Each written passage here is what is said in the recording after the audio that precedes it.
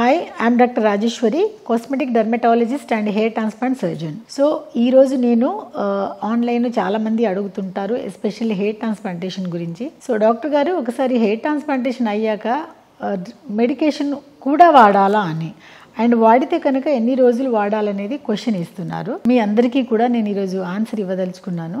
Hair transplantation తర్వాత compulsory medication అనేది చాలా ఇంపార్టెంట్. ఎందుకు అంటే ఒక చోట మీ తలలో ఉన్న బ్యాక్ సైడ్ ఉన్న రూట్స్ని మనం ముందు ఇంప్లాంట్ చేసేస్తున్నాము, అంటే ప్లేస్ని మారుస్తున్నాము, బ్యాక్ సైడ్ నుంచి ఫ్రంటల్లో పెడుతున్నాము. సో కాబట్టి అవి పెట్టిన ఇంప్లాంటెడ్ హెయిర్ బాగా పెరగాలి అండ్ ఆన్ టైం రిజల్ట్ రావాలి అండ్ థిక్గా అండ్ హెల్దీగా పెరగాలంటే కంపల్సరీ మొక్కలకి ఏదైతే మనం ఫర్టిలైజింగ్ వేస్తామో, సో హెయిర్ రూట్స్కి కూడా ఒక ఫర్టిలైజేషన్ అనేది అవసరము. ఆ ఫర్టిలైజేషనే మనకి ఈ మెడికేషన్ రూపంలో ఇస్తాము. సో అందులో మెడికేషన్లో ఒక షాంపూ అనేది ఇస్తాము అండ్ 2 హెయిర్ సీరమ్స్ ఇస్తాము, 2 ట్యాబ్లెట్స్ ఇస్తాము. ఈ చాలా సింపుల్ మెడికేషన్స్ ఉంటాయి, ఈజియెస్ట్ అప్లికేషన్ కూడా. అండ్ ఈ టోటల్ కోర్స్ వచ్చేసి మనము 6 months వాడాల్సి వస్తుంది. ఇది కంపల్సరీ వాడితే కనుక మీరు అనుకున్నంత, ఏదైతే మీరు అనుకొని హెయిర్ ట్రాన్స్ప్లాంటేషన్కి వెళ్తున్నారో అనుకున్నంత రిజల్ట్, అంటే తొందరగా మంచి హెయిర్ రావడం జరుగుతుంది, క్వాలిటీ హెయిర్ వస్తుంది అండ్ హెయిర్ కూడా మంచిగా థిక్గా పెరుగుతుంది. సో కాబట్టి కంపల్సరీ ఒక 6 months మెడికేషను అవసరం మనకి హెయిర్ ట్రాన్స్ప్లాంటేషన్ అయిన తర్వాత. Thank you so much.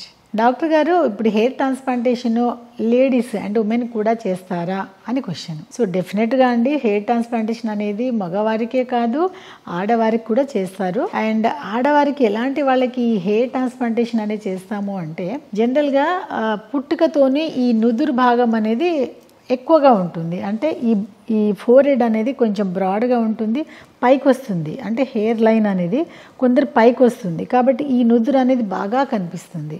కొందరికేమో ఈ హెయిర్ లైన్ ఇక్కడ నుంచి స్టార్ట్ అవుతుంది కాబట్టి నుదురు అనేది షార్ట్లో కనిపిస్తుంది. సో ఎవరికైతే ఈ నుదురు భాగం ఎక్కువగా ఉండి ఈ హెయిర్ లైన్ పైకి ఉంటుందో, సో అలాంటి వాళ్ళకి మనం హెయిర్ ట్రాన్స్ప్లాంటేషన్ చేసుకోవచ్చు. అండ్ అదేవిధంగా హెయిర్ థిన్ అయిపోతుంది, అంటే డే బై డే మనకి హెయిర్ ఎనీ కాజ్ ఉండొచ్చు, హెయిర్ థిన్ అయిపోతుంది, పల్చగా అవుతూ ఉంటుంది. ఈ పల్చగా అయిన వాళ్ళందరికీ కూడా మధ్యలో మనము ఆ హెయిర్ని ఇంప్లాంట్ చేయడం వల్ల మళ్ళీ మనకి బౌన్సీ అండ్ థిక్గా వాల్యూమ్నైజ్గా హెయిర్ కూడా చేసుకోవచ్చు. అండ్ అదేవిధంగా మనకి బట్టతల, అంటే లేడీస్కి కూడా బట్టతల ఉంటుంది. సో బట్టతలలో ఏమవుతుంది అంటే మనకి పాపడ్ ఉంటుంది కదా, ఆ పాపడ్ అంతా వైడ్ అయిపోతుంది. సో ఎప్పుడైతే పాపడ్ లేకుండా హెయిర్ స్టైల్ చేసుకుంటాం కదా, ఆ హెయిర్ స్టైల్ పడిపోతుంటుంది. సో అలాంటి వాళ్ళు కూడా ఈ పాపడ వైడ్ ఎక్కడైందో దాన్ని న్యారో చేసుకోవడానికి కూడా మధ్యలో మనం హెయిర్ ఫాలికల్స్ని ఇంప్లాంట్ చేసుకోవచ్చు. దానివల్ల మనకి ఈ పాపడ అనేది సన్నగా ఉంటుంది, మంచి వాల్యూమ్ వస్తుంది. అండ్ ఇంకొకళ్ళు ఎలా ఉంటారంటే బట్టతల. సో ఈ బట్టతల అంటే కంప్లీట్గా, అంటే ఇంకా పాపడి కూడా వైడ్ కూడా ఉండదు, కంప్లీట్గా ఈ పోర్షన్ అంతా కూడా మనకి ఖాళీ అయిపోతుంది. సో అలాంటి వాళ్ళకు కూడా మనము ఈ హెయిర్ ట్రాన్స్ప్లాంటేషన్ అనేది జరుగుతుంది.